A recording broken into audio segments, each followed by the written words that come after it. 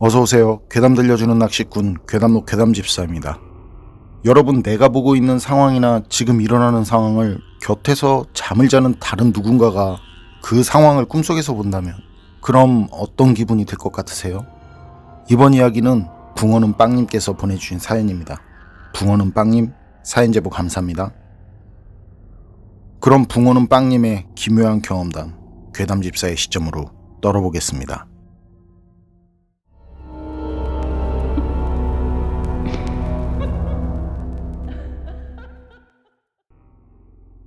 이건 경기도에 있는 저수지에서 경험한 일입니다.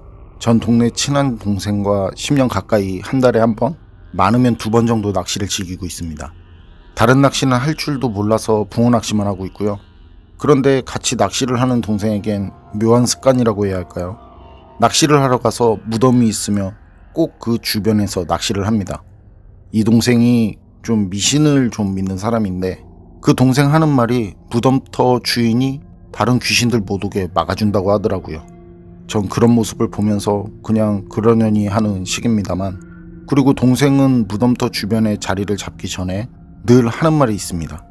어느 분 침상인지 모르지만 잠시 신세 좀 지겠습니다 하고는 미리 준비한 소주 한 잔 올리고 낚시를 시작하더라고요. 처음엔 그게 참 묘했었는데, 그리고 전 종교도 없고 미신을 믿지는 않지만 그땐 저도 조금은 놀랐었습니다. 저희는 금요일 아니면 토요일날 낚시를 가서 1박을 하고 오는데요. 이게 사실 집사람 눈치가 엄청 보이는 일이거든요. 그런데 둘 다 다행히 와이프들이 이해를 해줘서 그날은 토요일 아침에 만나서 낚시를 하러 갔었는데, 저수지에 도착을 하니까 저수지 여기저기에 사람들이 그 자대를 만들어 놨더라고요. 어딜 가든 그 지역 낚시꾼들이 자기 자리라고 만들어 놓은 걸 보는 건 어렵지 않거든요. 그래서 그런 자리에선 낚시를 하면 자칫 시비가 될 수 있어서 우린 다른 장소로 찾아봤는데요. 오래된 자대들도 보였는데 그 자대들 좀 지나니 괜찮은 자리가 나오더라고요. 거긴 그런데 풀이 엄청나더라고요. 6척원, 수초건. 그래서 동생과 전 6초의 수초 작업을 뼈 빠지게 열심히 하고, 그런데 뒤편에 거의 봉분이라는 것만 겨우 알아볼 정도로 처음엔 너무 관리가 안 돼서 긴가민가 할 정도였는데, 그 동생이 무덤 봉분이라면서 그 자리까지 손을 보더라고요. 그러면서 그날도 뉘신지 모르겠지만 오늘 하루 신세집니다 하고 얘기를 했고요. 아마도 무용고자 무덤이라든지 가족들도 뭣도 다 끊긴 그런 무덤이었겠죠. 그런데 예전엔 거기가 지형이 어땠는지 몰라도 그땐 물 쪽에 무덤이 너무 가까이 있었어요. 하여튼 동생은 그렇게 인사를 하고 다시 작업을 시작했고, 그렇게 다시 열심히 풀들 제거하고 자리를 잡고 이제 됐다 싶어서 허리를 펴니까 벌써 이른 저녁 시간이 다 된 겁니다. 점심도 안 먹고 작업을 했는데 말이죠. 우린 간단히 이른 저녁을 먹고 대편성을 하고 같이 나란히 앉아서 낚시를 시작했습니다. 그런데 1시간이 지나고 2시간이 지나도 입질 한 번이 없더라고요. 정말 그렇게 입질 한 번 없을까 싶을 정도로 말이죠. 그리고 12시 정도 옆에서 동생 코 고는 소리가 들려오더라고요. 그날 수초 작업이 엄청나서 피곤할 만도 하겠다 싶어서 저도 자는 동생을 깨우진 않았고요. 그래서 동생은 자고 전 그 옆에서 혼자 낚시하는 그림이 그려졌는데, 그때 오면서 본 그 오래된 좌대, 그 좌대에 사람이 앉더라고요. 시골에서 낚시하다 보면 밤잠이 없으신 어르신들이 가끔 구경을 와서 깜짝깜짝 놀랄 때가 있거든요. 그것도 그분들은 나름 낚시에 방해될까봐 조용조용 다가오는데, 그렇게 다가와서 귀에 대고 잡았수? 하는데 그거 정말 간 떨어지거든요. 그렇게 구경 나왔으면 우리 쪽으로 올 건데 그렇지도 않고, 전 그 시간에 낚시를 하러 왔나 해서 조금 쳐다봤는데요. 그것도 이상할 게 없는 게 그 동네 사람이면 그게 가능하거든요. 몇 번 경험도 했었고. 그런데 물속에서 뭔가를 꺼내려는 듯 좌대에 엎드려서는 물속을 휘휘 젓는 것 같더라고요. 그런데 그게 분명 물을 젓는 것 같은데 물이 잔잔해요. 물을 젓는 소리도 없고. 실루엣이지만 분명 팔을 물속에 넣은 것 같은데 말이죠. 전 뭐 하는 건가 하고 궁금해서 그쪽을 좀 더 보려는데 동생이 조용히 보지 마, 앞에 봐 그러더라고요. 그래서 야, 너 앉아? 깼어? 하고 저도 조용히 물었더니 또 아무 말도 없는 거예요.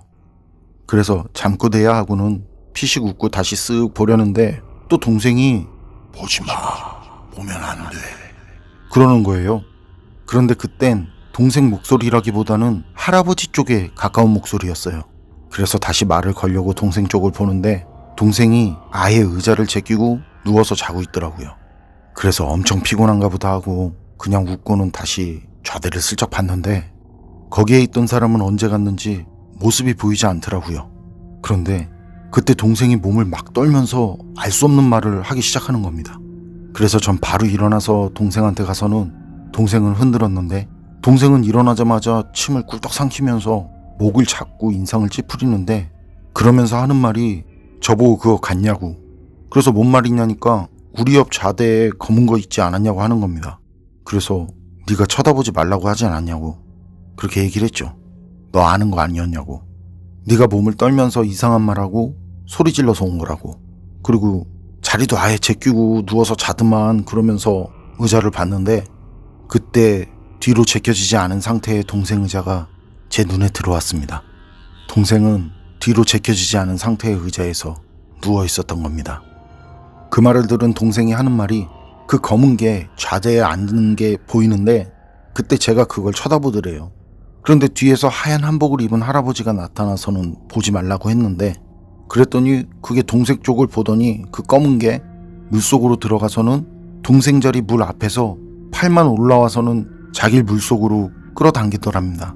그런데 그때 그 하얀 한복을 입은 할아버지가 동생 어깨를 잡고 끌려가지 않게 잡아당겼다고 하고요. 그 말을 하면서 동생은 아래를 보는데 동생 신발이 물 위에 떠 있었습니다. 낚시할 때 우린 등산화를 신는데 아시겠지만 그게 그냥 벗겨질 일이 없거든요. 그 스스로 벗으려거나 누가 당겨서 벗지 않으면. 잠을 자다 동생이 벗어서 던진 거면 풍덩하고 이제 물에 빠지는 소리가 났겠죠. 그런데 그땐 아무 소리도 나지 않았습니다. 아무 소리도 들리지 않았었습니다. 그런데 물에 빠져있는 동생 등산화, 그리고 동생이 뜰 채로 물에 빠진 등산화를 건지면서 말을 하더라고요. 형, 가방 주머니에 성경책 있어요. 응? 형 가방 주머니에 성경책 있다고요. 전 동생 말을 듣고 가방을 찾아봤는데 가방 아래 주머니엔 동생 말처럼 그 손바닥만 하고 작은 성경책이 있었습니다. 전 교회를 다니지 않기 때문에 아마도 교회를 다니는 제 아내가 넣어둔 것이겠거니 했었습니다. 제가 그 자리에서 좀 겁에 질려서인지 몰라도 목소리가 떨려서 나왔는데 그래서인지 몰라도 동생이 하는 말이 자신도 왜 그런 말을 하는지 모르겠다고 하더라고요. 자신도 그저 꿈이라고 생각했다고 말이죠. 그리고 빨리 거기서 나가는 게 좋을 것 같다는 그런 기분이 든다고 해서 동생은 젖은 신발을 신고 자기 정리하고 저도 제 자리 급하게 정리해서 우린 그 새벽에 거기서 나왔습니다. 그리고 그 동생이 아는 뭔가가 있는지 없는지는 모르겠지만 지금도 가끔 그때 얘기를 꺼내면 자신도 잘 모르겠다는 말만 할 뿐입니다. 붕어빵님 사연은 여기까지인데요. 깨어있는 사람과 꿈을 꾼 사람이 본 게 같다? 게다가 낚시하는 거리가 있는 성경책이 가방에 있다는 걸 어떻게 알았을까요? 여러분 생각은 어떠세요? 판단은 여러분께 맡기겠습니다. 괴담록 오늘 이야기는 여기까지입니다. 그럼 저는 다음에 또 다른 사연으로 찾아뵙겠습니다. 늘 건강하시고 평온하세요. 함께 해주셔서 고맙습니다.